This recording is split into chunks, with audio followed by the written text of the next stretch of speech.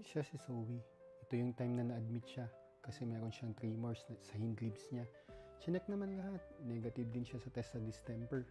Kaso nga lang, yun, ganito pa rin, nanghihina siya. Ito naman yung time na nakauwi na siya sa puntong ito. Na-admit siya for 2 days. Ito yung time na hindi na siya makalakad ng diretsyo. Kikita nyo, parang kiling na din siya maglakad.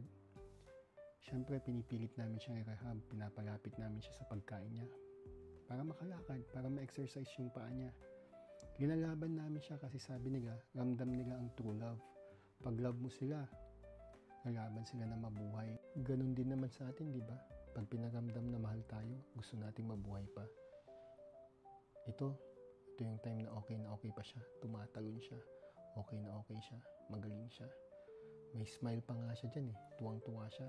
Smile siya dyan. Magiging okay pa kaya siya? Makaka-recover pa kaya siya? Sana naman.